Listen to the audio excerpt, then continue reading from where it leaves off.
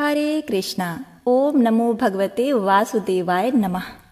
प्रिय भक्तगणों, संत जनों का कहना है कि कंठी निवि तुलसी व्रत करा एकादशी, अर्थात अपने कंठ में आप तुलसी की माला धारण कीजिए तथा एकादशी व्रत का श्रद्धा पूर्वक पालन कीजिए। तो बैसाख माह के शुक्ल पक्ष में आने वाली एकादशी को मोहिनी एकादशी के नाम से जाना जाता है और ये एकादशी मनुष्य के सभी मोह को नष्ट करने वाली है, इसलिए इसे मोहिनी एकादशी कहते हैं। प्रिय भक्तों, आज हम बताने वाले हैं मोहिनी एकादशी व्रत की विधि, समय सारणी, शुभ मुहूर्त, पारण समय, व्रत कथा, पूजा विधि एवं मोहिनी एकादशी के दिन बरतने वाले कुछ विशेष सावधानियां। तो इसीलिए आपसे अनुरोध है कि वीडियो को पूरे अंत तक देखिए और पूरी जानकारी ले। इस बार की आने वाली मोहिनी एकादशी ज्योतिष शास्त्र और वैदिक पंचांग के अनुसार 7 मई बुधवार को सुबह के 10:19 पर बैसाख मास शुक्ल पक्ष की एकादशी तिथि की शुरुआत होगी। वहीं पर 8 मई दिन बृहस्पतिवार को दोपहर के 12:29 पर बैसाख मास के शुक्ल पक्ष की एकादशी तिथि की समाप्ति होगी। तो पंचांग गणना के अनुसार 8 मई बृहस्पतिवार को ही मोहिनी एकादशी का व्रत किया जाएगा। हालांकि स्थानीय पंचांग से तिथि में अंतर हो सकता है। इसी दिन साधक को मोहिनी एकादशी का व्रत रखना है। तो 9 मई दिन शुक्रवार के दिन मोहिनी एकादशी का पारण किया जाएगा। साधकों के लिए पारण का समय होगा 9 मई को सुबह के समय 5:34 से लेकर 8:16 के मध्य आप पारण कर सकते हैं। ज्योतिषी की माने तो बैसाख मास के शुक्ल पक्ष की एकादशी तिथि पर दुर्लभ हर्षण योग का संयोग बन रहा है। हर्षण योग का संयोग दिन भर है, वही समापन पारण के दिन होगा। और वहीं इस बार भद्रावास योग दोपहर के 12:29 तक है और इस दौरान भद्रा पाताल में रहेगी।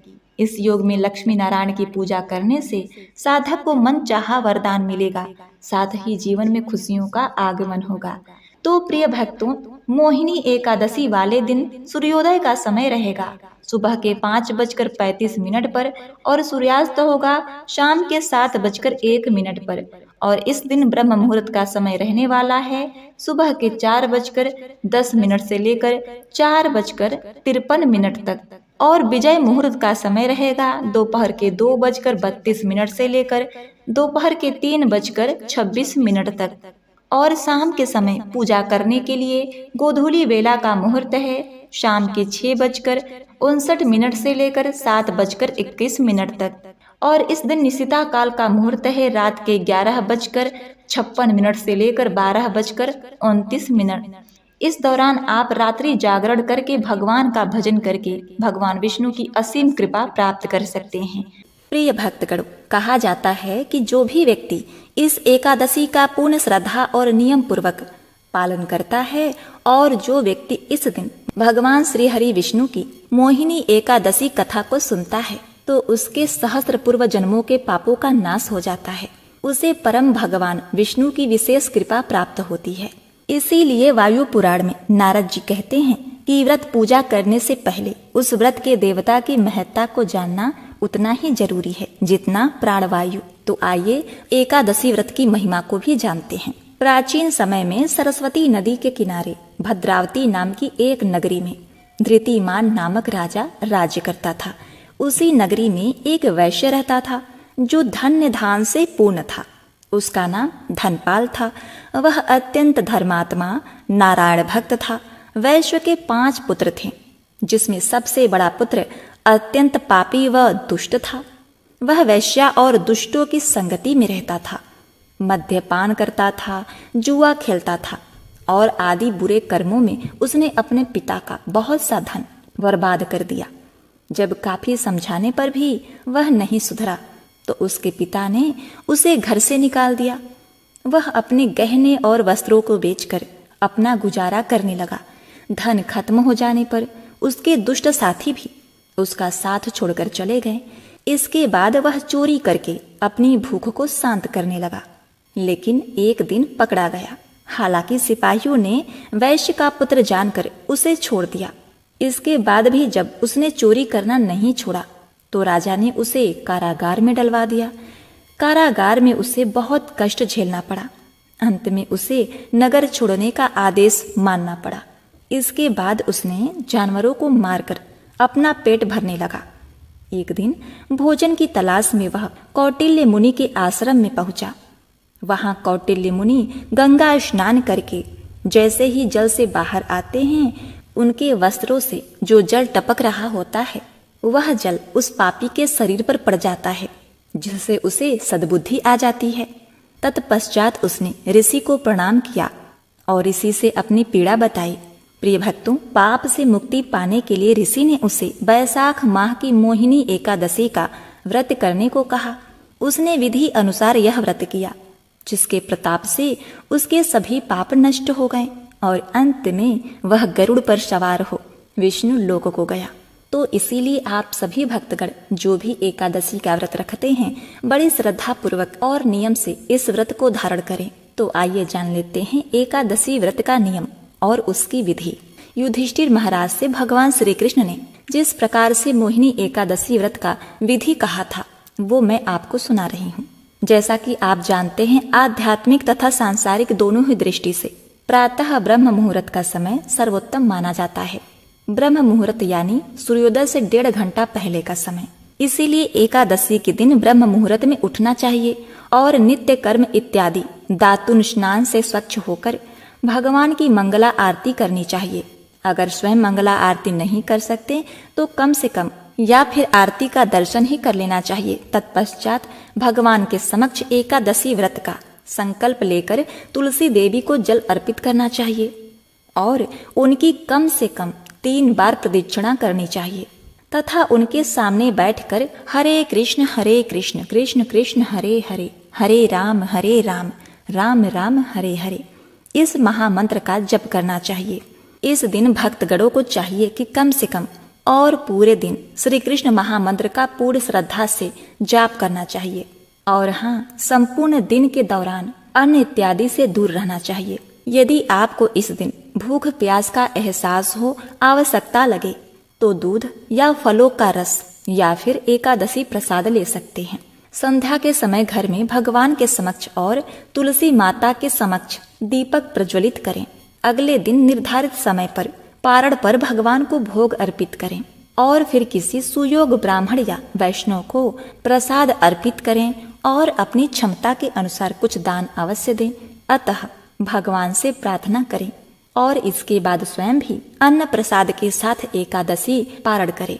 प्रिय भक्तगणों, हम बता दें, इस साल मोहिनी एकादशी के दिन कई शुभ योग का संयोग बन रहा है। मोहिनी एकादशी के दिन अमृत व्रज और सिद्धि योग का निर्माण हो रहा है।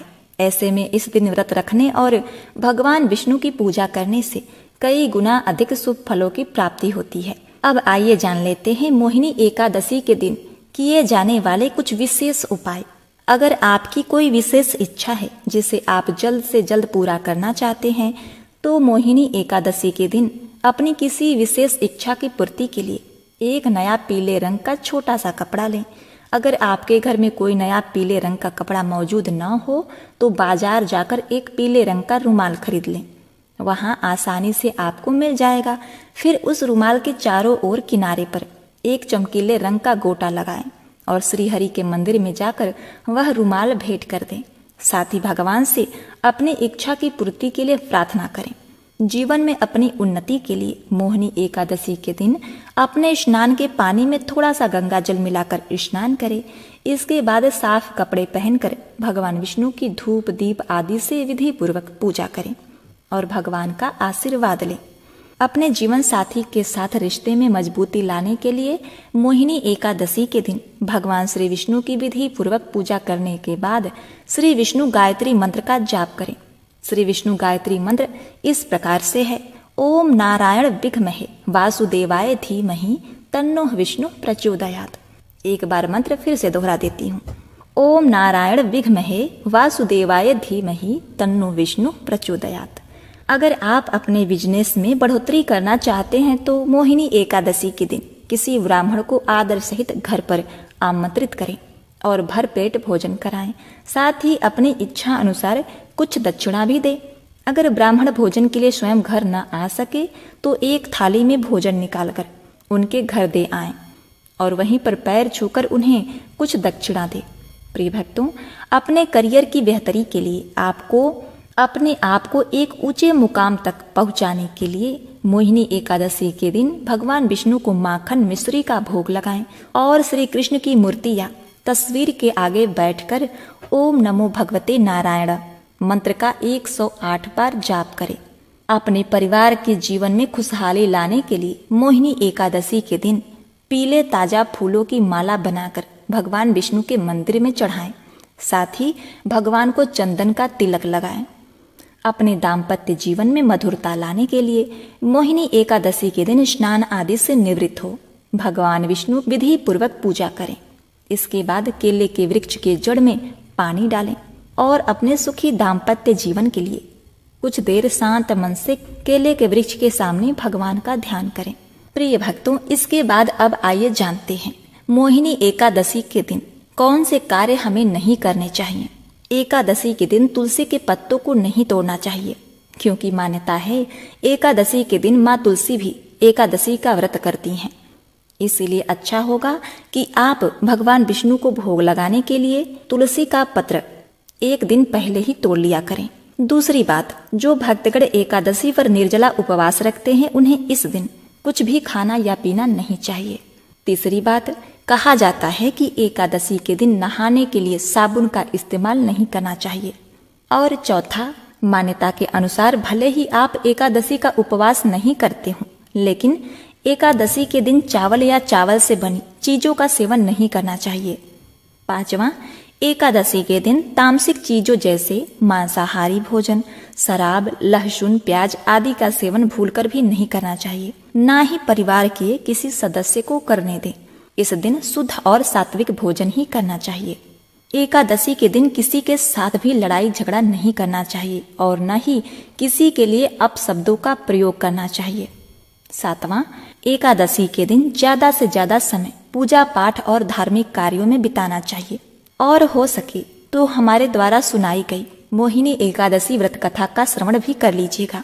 आठवां, एकादशी के दिन भूलकर भी बड़े बुजुर्गों का अपमान नहीं करना चाहिए। प्रिय भक्तगणों, अब आइए जानते हैं एकादशी क्यों महत्वपूर्ण है, इसका महत्व और लाभ। यह मोहिनी एकादशी मोह माया के बंधन से मुक्त करती है। मोहिनी एकादशी का व्रत श्री हरि विष्णु की अनन्य कृपा पाने के लिए करते हैं। मोहिनी एकादशी का व्रत रखने से पितृदोष दूर होता है। मोहिनी एकादशी सुख, समृद्धि और शांति प्रदान करती है। यह एकादशी मोह माया के बंधनों से मुक्त करती है। इस एकादशी का व्रत रखने से विवाह बाधा दूर हो जाती है। विधिवत एकादशी व्रत करने से चंद्र दोष दूर होता है। इस एकादशी का व्रत करने से भगवान विष्णु के मोहिनी रूप की कृपा प्राप्त होती है और उसे किसी प्रकार का दुख नहीं होता। सुख, शांति, सौभाग्य हर वो चीज की प्राप्ति होती है जो मनुष्य चाहता है। प्रिय भक्तगणों, स्कंद पुराण के अनुसार एकादशी के दिन समुद्र मंथन से अमृत प्रकट हुआ था।